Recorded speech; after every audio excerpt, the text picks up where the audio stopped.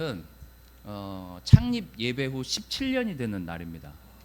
제가 사실 어제 이거를 또 우리 운영위원들한테 보내서 떡이라도 해야 되는 거 아닌가라고 문자를 보낼까 하다가 어제 미팅이 있고 막 정신이 없어가지고 문자도 못 보냈습니다.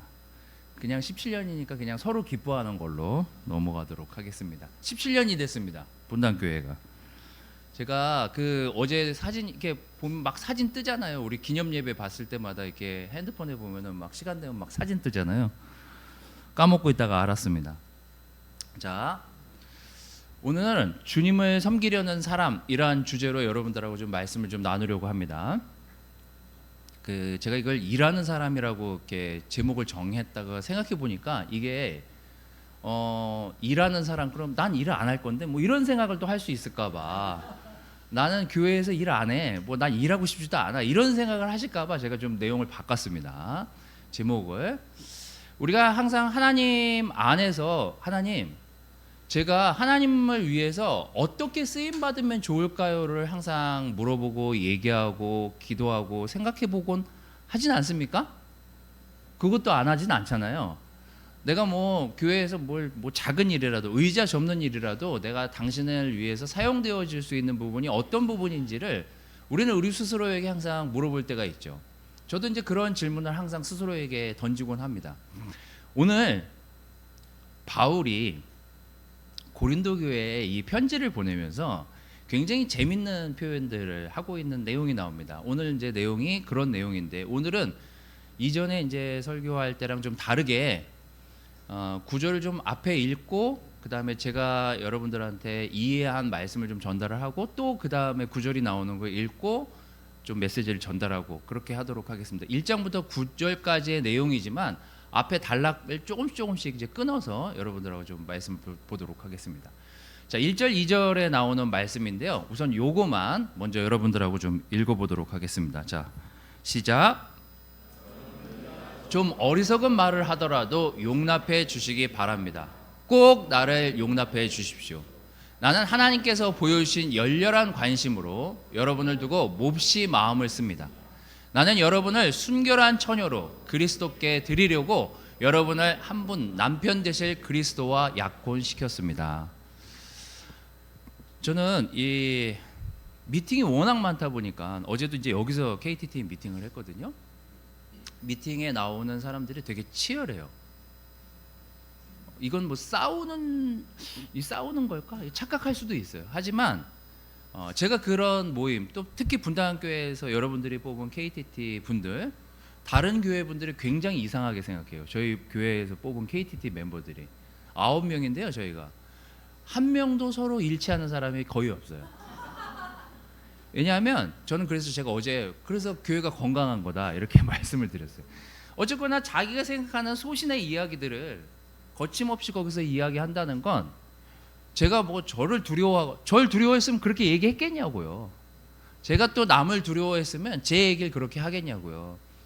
건강한 교회라고 하는 것은 자기가 생각하는 건강한 교회의 모습을 어떻게 보고 어떻게 협력해서 가져갈 것인가에 대한 이야기를 하는 논의 과정이기 때문에 전 그런 시간들이 반드시 필요하다라고 생각은 듭니다.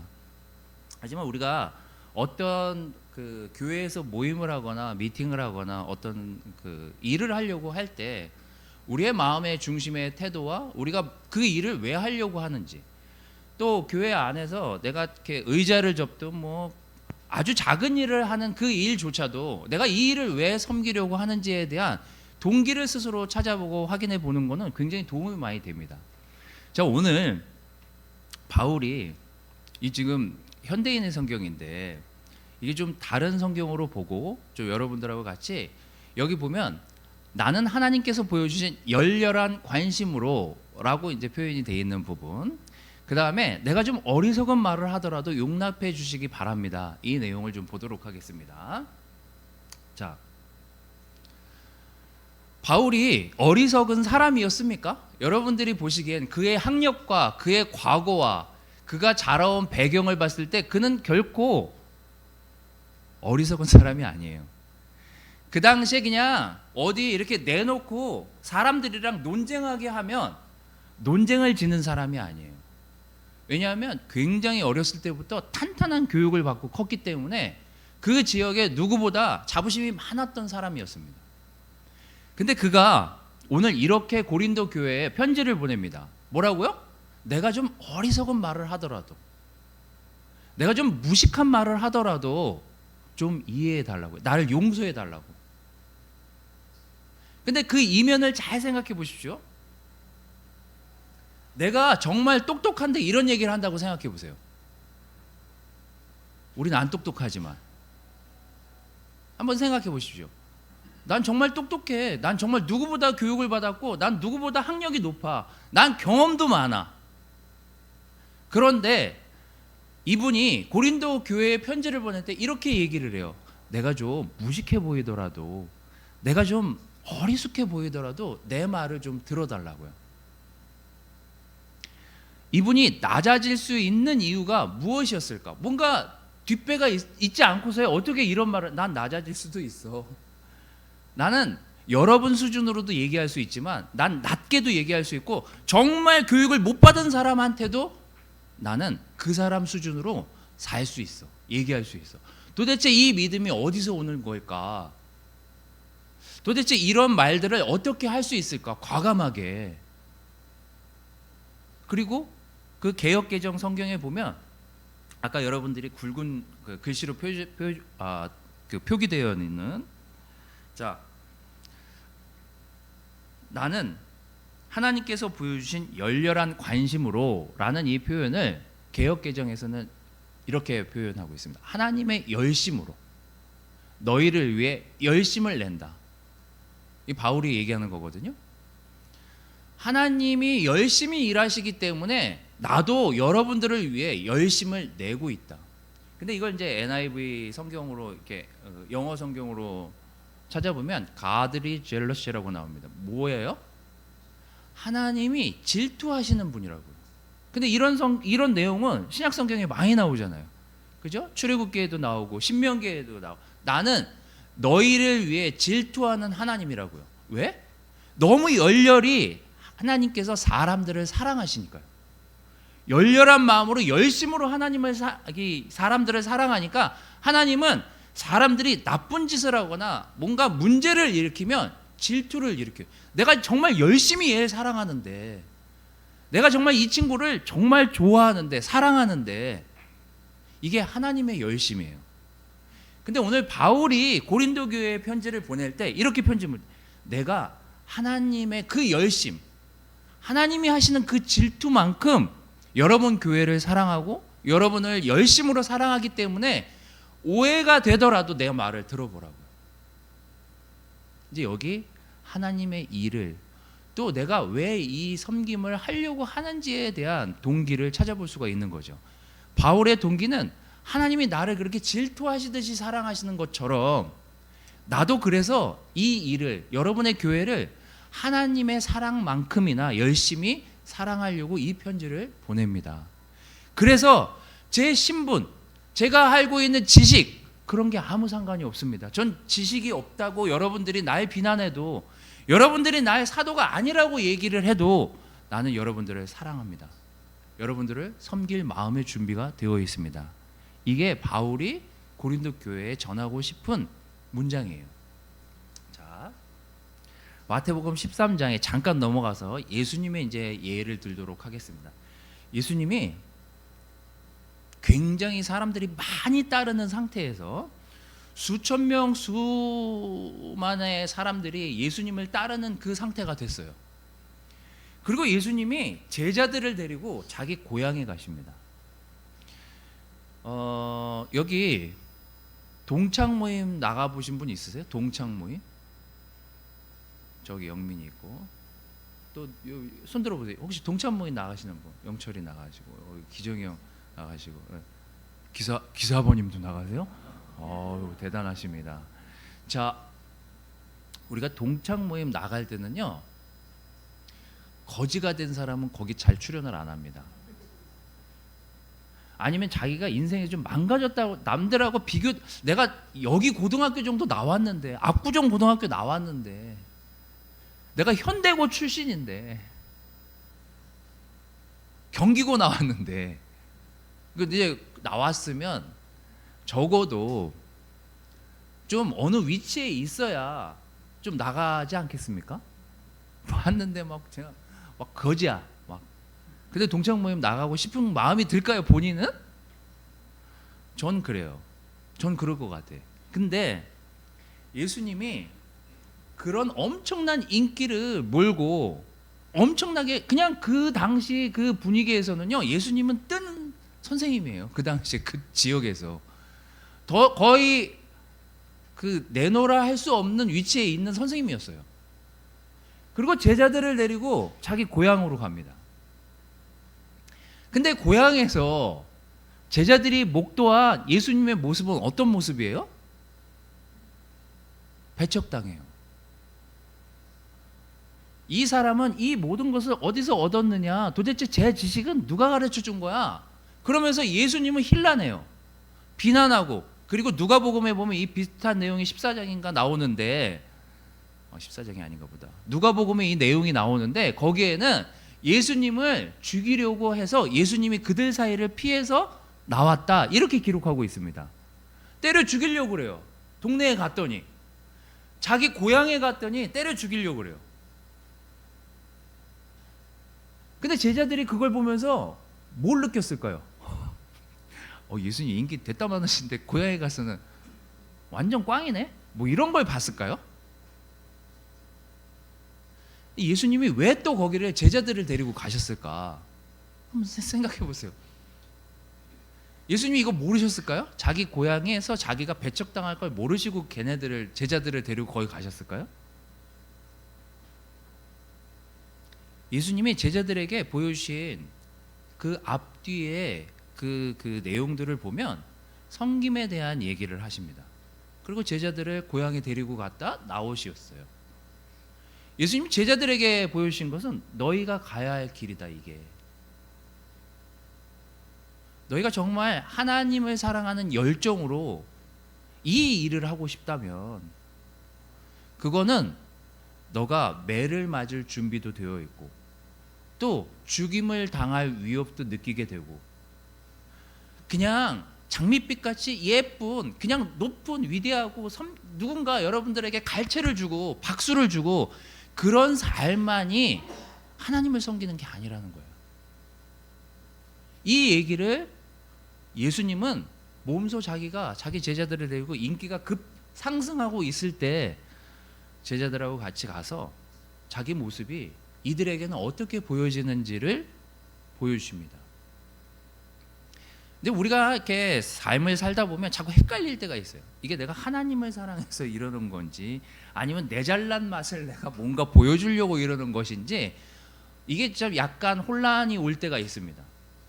근데 이제 하나님과 이 예수님이 보여주시는 이 열심, 섬기려고 하는 이 태도에 대해서 내 일을 하려면 어떻게 해야 되냐라는 기준으로 봤을 때, 너가 선생님이라고 해서 존경받지 못할 시간이 올 수도 있다고. 네가 오해받을 수 있는 그 시간이 올 수도 있다고. 하지만 하나님의 열심이라면 네가 낮아지든지 높아지든지 네가 선생님이라는 타이틀이 있든지 없든지 결국 너는 정말 하나님의 열심으로 하나님을 사랑한다고 섬기는 게 무슨 일인지를 네가 알게 될 거다. 그래서 제가 요즘 그 강의를 몇 개 듣고 있는데 신학 강좌거든요.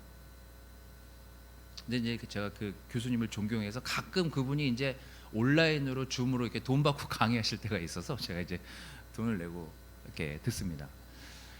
그분이 이제 저랑 비슷한 좀 코드가 있어가지고 뭐냐면 이 저희 한국 교회가 올 때는 이 미션 팀이 이 그 유럽이랑 미국에서 이렇게 올 때는 2개 정도밖에 교단이 없었어요.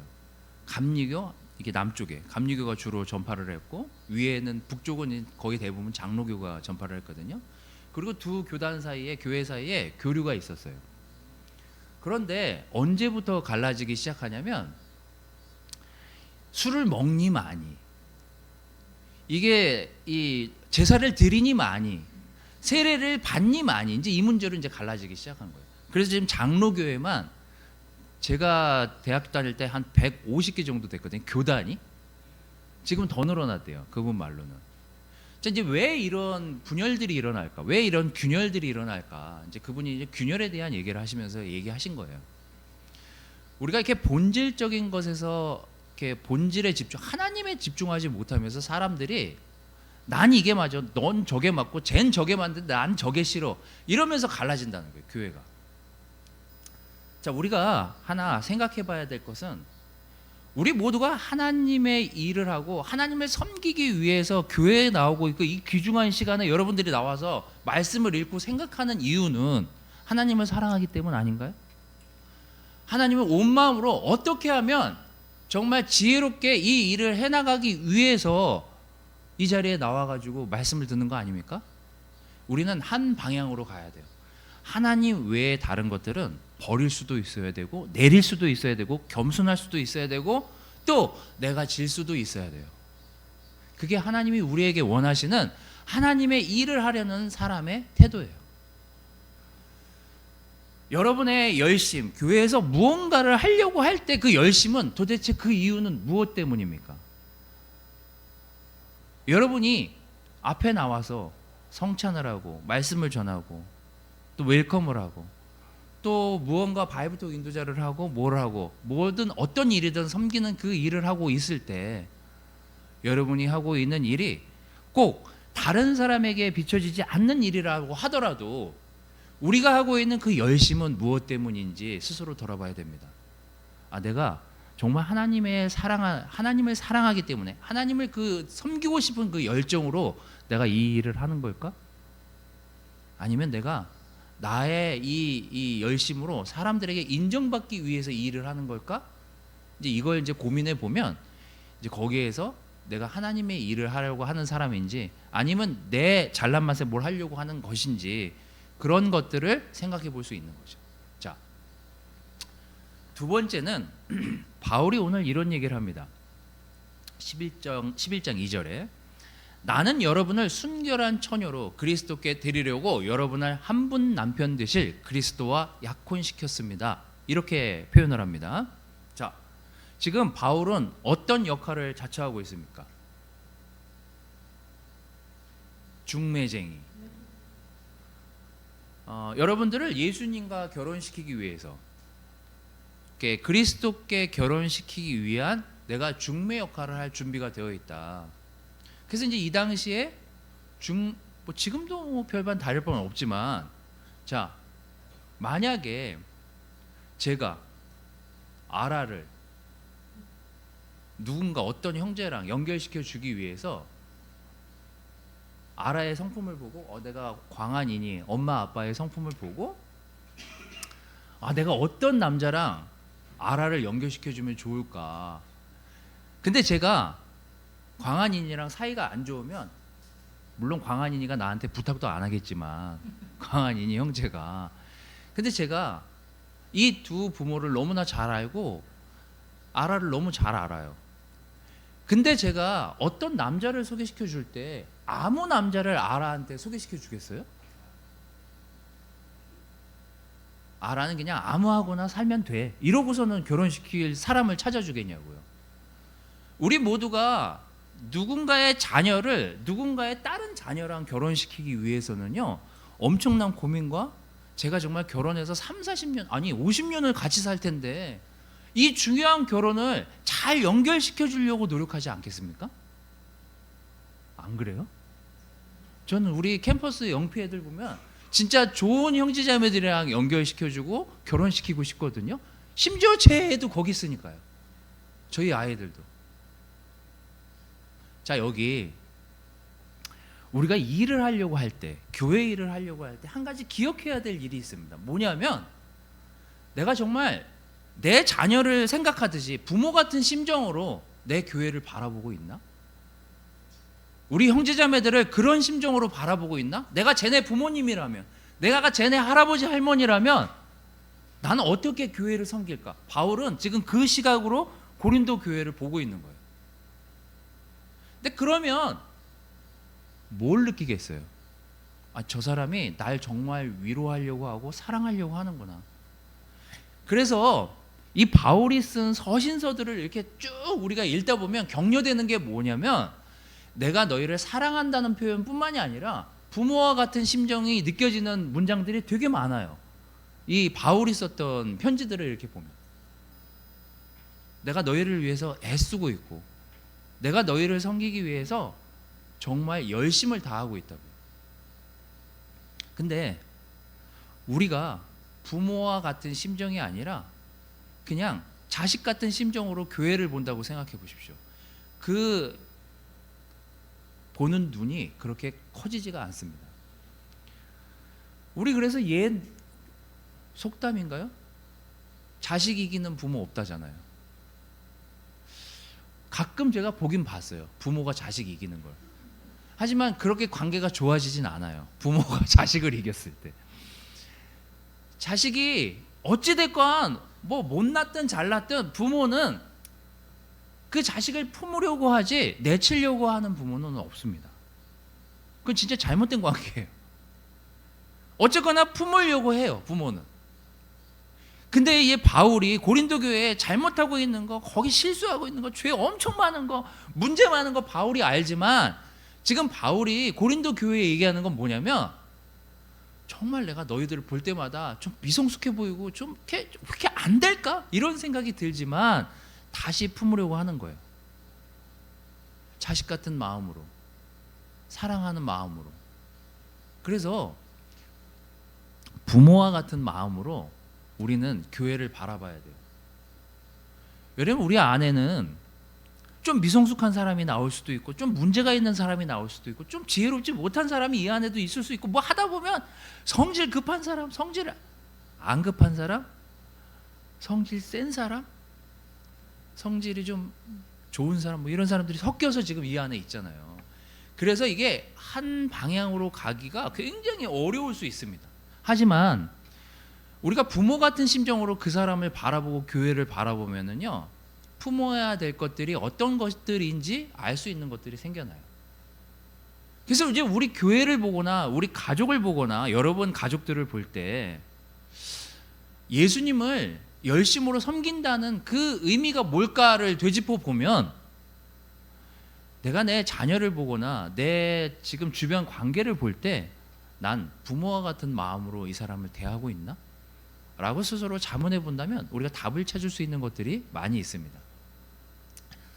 자, 11장 8절에요. 한번 같이 읽어보도록 하겠습니다. 같이 시작. 내가 여러분을 위해 봉사할 때 다른 교회들이 내 생활비를 담당해 주었습니다. 말하자면 다른 교회의 원조로 여러분을 도운 셈입니다. 자, 이것도 이제 제가 입장을 분당 교회로 바꿔서 한번 생각을 해보도록 하겠습니다. 여러분이 낸 헌금으로 제 돈을, 제 급여나 제 생활비를 뿜빠이에서 주지 않아요. 저는 여러분들한테 급여를 안 받고 서울교회나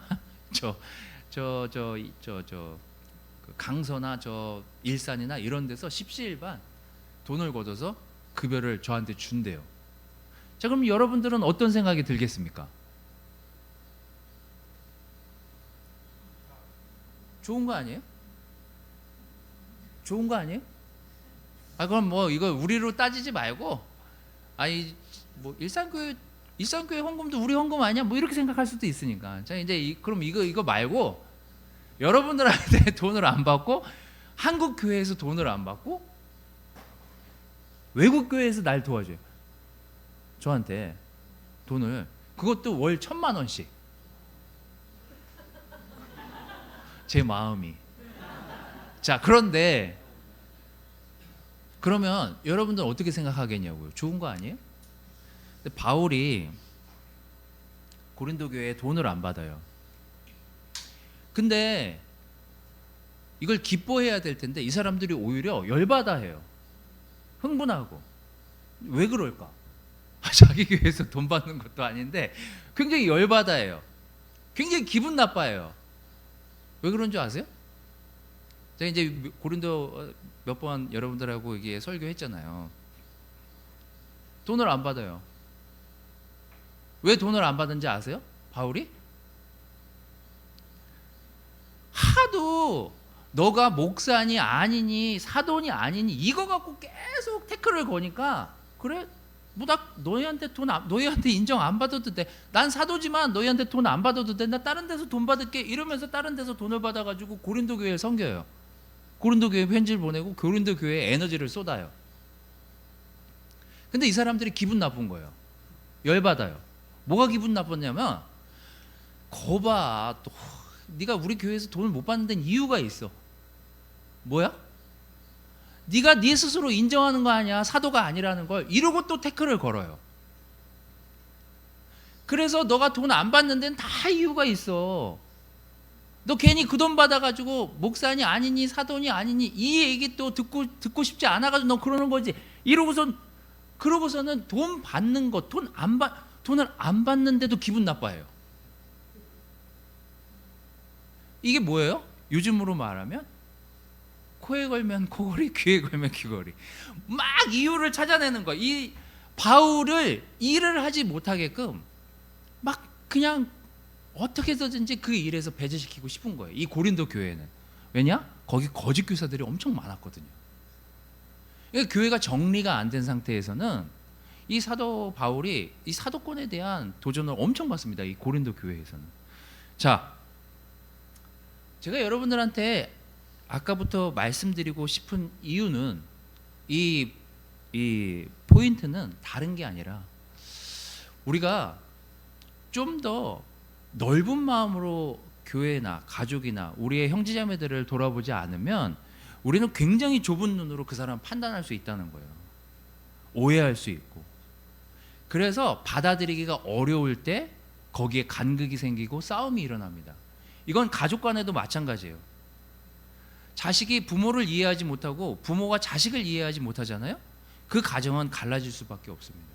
남편이 아내를 이해하려고 하는 폭이 좁잖아요. 아내가 남편을 이해하려고 하는 그 폭이 좁잖아요. 그러면 갈라지잖아요. 이게 우리 모두 하나님을 사랑하기 때문에 이 자리에 나와 있고 하나님을 사랑하기 때문에 우리가 관계를 맺고 교회가 됐잖아요. 그렇다면 좀 부모와 같은 마음으로 상대를 바라볼 수 있는 시각을 갖춰야만 우리가 이 교회 안에, 가정 안에 화평과 화목을 이뤄갈 수 있는 방법을 찾아낼 수 있습니다. 자, 우리 11장 11절 거기에 이렇게 바울이 얘기하죠. 왜 그렇습니까? 내가 여러분을 사랑하지 않기 때문입니까? 결코 그렇지 않습니다. 내가 여러분들을 사랑한다는 것은 하나님도 알고 계십니다. 이러면서 바울이 그 교회에 자기가 왜 고린도 교회에 자꾸 편지를 보내고 여러분을 사랑하려고 하고 여러분을 위해서 그 교회에 자꾸 방문하고 싶은지에 대한 이야기를 많이 하고 있습니다. 자, 마지막으로 이 세 번째는 29절 31절 한번 나중에 11장을 쭉 한번 읽어보십시오. 29절 31절을 좀 읽고 정리를 좀 하도록 하겠습니다. 자, 바울의 심정이 너무나 잘 이 편지의 뒷부분에 담겨 있는데요. 한번 같이 읽어보도록 하겠습니다. 자, 시작. 누가 약해지면 내 마음도 약해진 기분이었고 누가 죄를 지으면 내 마음도 아팠습니다. 그가 꼭 자랑해야 한다면 내 약한 것이나 자랑하겠습니다. 길이길이 찬송을 받으실 주 예수님의 아버지 하나님은 내가 거짓말하지 않는다는 것을 알고 계십니다.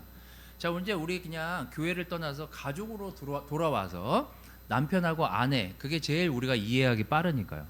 자, 두 사람이 싸울 때 주로 누가 이깁니까? 우리는 부부싸움 안 해봐서 모르잖아요. 그죠? 누가 이깁니까? 주로? 네? 목소리 큰 사람이 이깁니까? 우는 사람이 이길 때도 있죠. 그렇죠? 우는 거에 장사 없죠. 또, 자, 어떤 사람이 이겨요? 네? 하나님 뜻에 가까운 사람. 여기 이제 영적인 가족이니까 이제 이게 가능한 거고 여기는.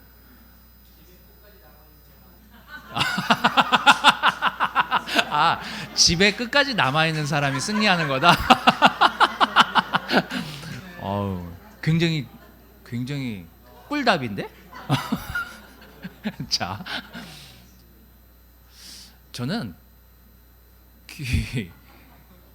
예수님 안에서 우리가 부부싸움을 하거나 가족 간에 다툼이 일어났을 때 이걸 해결할 수 있는 제일 바람직한 지혜로운 방법은 예수님의 십자가의 은혜를 아는 사람이 이기게 돼 있어요. 그 사람은 숙일 수 있거든요. 그 사람은 내려놓을 수 있어요. 우리가 교회 안에서나 가족 안에서 한 가지 잊지 말아야 될 게, 우리 다 예수님 사랑하잖아요. 우리 다 예수님 믿고 예수님 따라가겠다고 결정한 사람들이잖아요. 우리가 하나 기억해야 될 것은 은혜를 아는 사람만이 내려놓을 수 있습니다. 하나님이 그렇게 자기 자식을 사랑하셨지만 예수님이 그렇게 죽고 싶어 하지 않으셨거든요. 죽기 싫어하셨어요. 겟세마네 동산에서 기도한 내용을 잘 곱씹어 보십시오. 하나님, 나 죽고 싶지 않아요. 이 잔을 피할 수만 있게 할 수만 있으면 피하게 좀 해주세요, 아버지 라고 기도하잖아요. 근데 하나님이 그를 십자가로 인도를 해요. 예수님을. 그리고 그가 십자가에 달려 돌아가신 것들을 우리가 알고 있어요. 그건 뭐예요? 예수님의 사랑만큼, 예수님에게 우리가 받은 은혜만큼 우린 그렇게 갈 수 있을까? 우린 항상 그것 때문에 예수님 십자가의 앞에서 무릎을 꿇을 수밖에 없는 존재들이잖아요. 우리가 가족을 생각하거나 교회 안에서의 이 관계를 생각할 때, 형제자매들을 생각할 때 우리가 은혜를 아는 사람만큼 지혜로운 사람이 없습니다. 이 은혜를 아는 사람만이 교회 일을 잘 감당해낼 수 있어요. 아니면 가정을 잘 섬길 수가 있습니다. 제가 십자가의 은혜를 아는데 어떻게 자식에게, 아내에게 무례하게 굴 수 있겠냐고요. 왜? 내가 그만큼 예수님의 은혜를 입은 사람인데 내가 어디 아내한테, 어디 남편한테, 어디 자식한테 이럴 수 있을까를 생각해 보게 되거든요. 저는 교회뿐만 아니라 가정이든 여러분의 삶의 그 현장이든 우리가 이 세 가지를 기억했으면 좋겠어요. 주님의 삶을, 주님을 믿고 따르기로 결정한 사람들의 삶이라면 우리가 살아온 배경과 경험과 교육 방법과 지혜가 많지만 예수님은 오늘 이렇게 교회와 가정을 섬기기를 바라십니다. 한 구절만 더 읽고 정리하도록 하겠습니다. 디모데전서 1장 15절 16절, 디모데에게 편지를 보내주면서도 이 고린도 교회에 보낸 편지와 굉장히 유사한 편지를 보내면서 이렇게 디모데에게 편지를 씁니다. 이것도 같이 읽고 오늘 말씀 좀 정리하도록 하겠습니다. 다 같이 시작. 여기에 모든 사람이 받아들여도 좋은 믿을 만한 말이 있습니다. 그리스도 예수님이 죄인들을 구원하시려고 세상에 오셨다는 것이 바로 그것입니다. 나는 죄인 중에서도 두목입니다. 그런데도 하나님은 나를 불쌍히 여겨 주셨습니다. 그것은 예수 그리스도께서 나에게 참으시는 인내를 보이심으로 후에 주님을 믿어 영원한 생명을 얻을 사람들에게 본보기로 삼기 위한 것입니다. 예수님은 오늘도 무던히 우리의 죄를 위해서 참고 계십니다. 참아주고 계시고 인내하고 계십니다. 그러니까 우리가 시점은 다르지만 어느 시점인가가 우리가 돌이키고 회개하고 하나님께 나아올 수 있었겠죠. 저는 주님을 섬기려고 하고 주님을 따라가려고 하고 주님을 믿으려고 하는 사람들이 이 안에 모여 있다고 생각합니다. 그래서 이 소중한 시간을, 소중한 주일날 나와서 이 말씀을 듣고 말씀을 따르려고 한다고 저는 믿습니다. 하지만 주님을 섬기려고 한다면, 주님을 따라가려고 한다면 내 열심이 아니라 하나님의 열심이 무엇인지를 생각하면서 따라가는 지혜로운 형제자매들이 되기를 바랍니다. 전 두 번째, 부모님 같은 마음으로 서로를 섬길 수 있다면 이 교회는 더욱더 튼튼하고 건강한 교회, 여러분의 가정도 마찬가지지만 교회도 그렇게 튼튼하고 건강한 교회가 될 거라고 믿어 의심치 않습니다. 또한 우리는 은혜를 충분히 입은 사람이기 때문에 그 은혜를 꼭 기억하시기를 바라요. 은혜를 알면 주님의 일을 하는데 훨씬 더 좋은 마음으로 섬길 수가 있습니다. 그리고 좋은 마음으로 형제자매들에게 여러분이 가진 달란트를 쓸 수 있습니다. 여러분의 아내에게, 남편에게, 가족들에게, 여러분의 있는 바이블도 형제자매들에게 그런 태도로 정말 예수님을 순수히 아름답게 따라가시는 형제자매들이 되시기를 바라겠습니다. 말씀을 마치도록 하겠습니다.